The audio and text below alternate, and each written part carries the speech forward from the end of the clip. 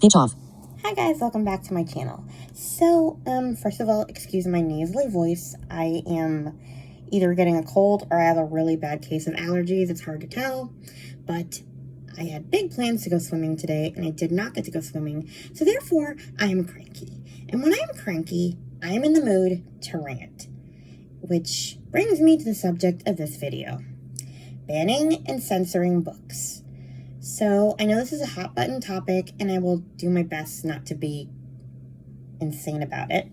But yeah, I've just been reading a lot of articles and just seeing it around. And one of the booktubers I watch, Bookish Realm, also talks about it in several videos and even talks about certain books she finds problematic too. So yeah.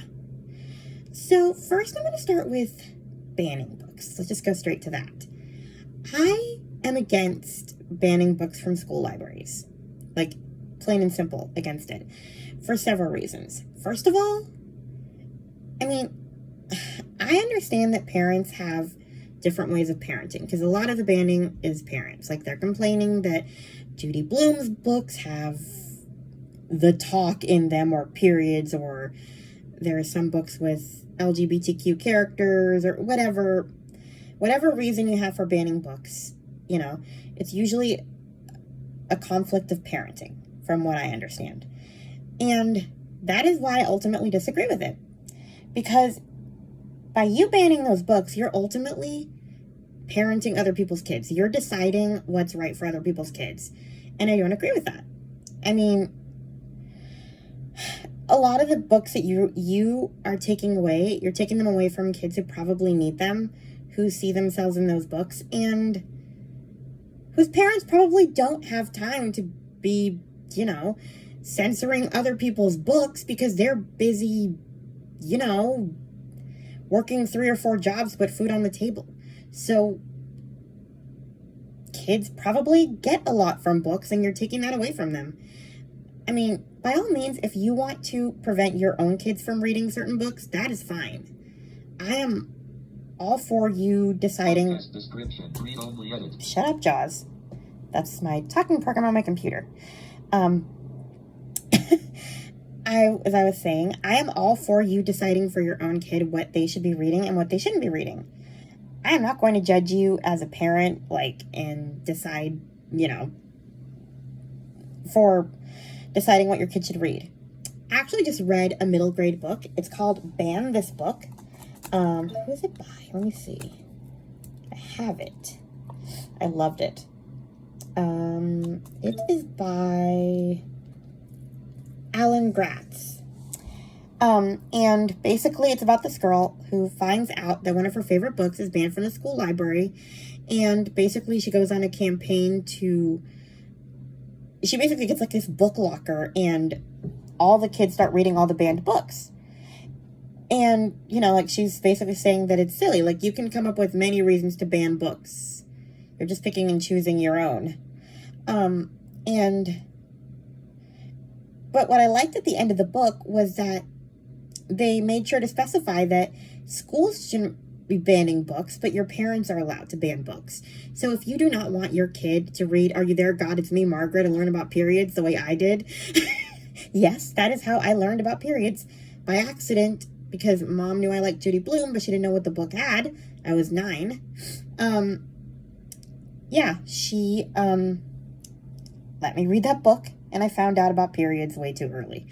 But my point is, by banning the books, you're almost asking the school to parent your kids for you, so that you don't have to do any of the work. If you want to ban certain books, look through your kids' backpacks, look through the content that they're reading, take an interest in what they're reading, and then you ban them personally, but it isn't right to take it from somebody else.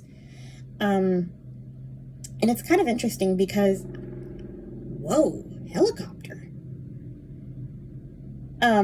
Anyway, I was saying that it's kind of interesting because I'm a little bit on both sides of this, because I have actually been thinking about how easy it is for blind people to just download whatever we want. We have a website called Bookshare where you can download Braille books onto your Braille devices, like your Braille note. And so you're using the internet in Braille, so a sighted person can't necessarily see what you're doing. So you could be literally reading anything and your parents wouldn't know about it.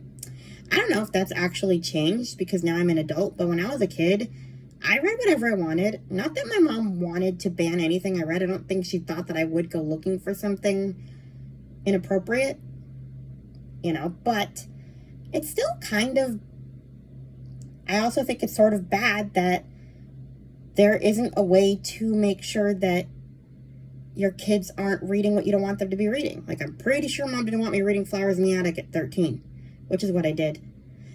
When I watched the movie later on, she was like, what did I let you read? I'm like, you didn't let me read it. I downloaded it on my own and you never knew about it.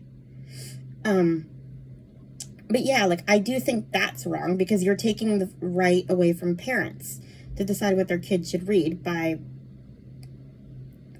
I mean, ultimately, I guess the parents could download the books for the kids and the kids maybe, I don't know, they don't need to have access to their account. I don't know how you would do it.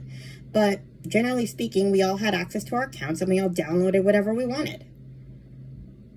I mean, if somebody from Bookshare can tell me if there's an age thing, like to make sure that kids can't download anything inappropriate, that would be great. I don't know what modern things there are now, but I'm just saying, like, it kind of made me think of it from both ways because I was in a situation where my parents had zero control over what I read, and I don't think that's good either because I could download whatever I wanted whenever I wanted.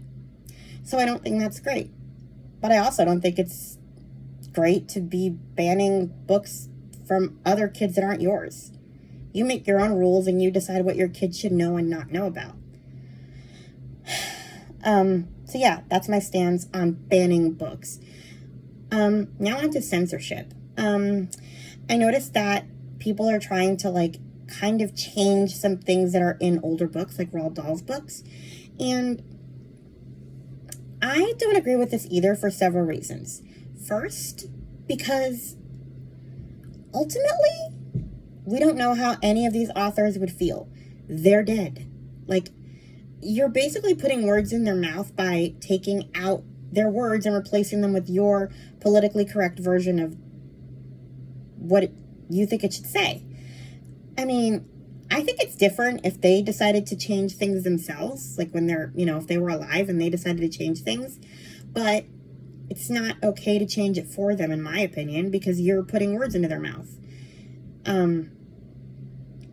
You don't know how they would feel about it one way or the other. Maybe if they were alive in 2023, they'd be like, yeah, that was inappropriate. Change it immediately. Or maybe they would be like doubling down on their stance on inappropriate words. Who knows? We don't really know. So it seems kind of wrong to kind of put political correctness into their books when you don't know how they would have felt about it. You're putting words in their mouth. And another reason why I'm just not a fan of it is because you're essentially lying to kids and trying to change history. There are lots of other books that are written today that are very good and appropriate for kids and should be read. And I'm not saying we shouldn't read these old books. I am all for the nostalgia. I will probably always go back to those old books. But if you don't, I don't know, I just feel like if you're changing things, you're kind of lying about what was written, or you're using your guilty conscience about reading these books by reading the better version when you could instead be reading the original version and actually having conversations with your kids about the inappropriate content and how it's not okay. Certain things.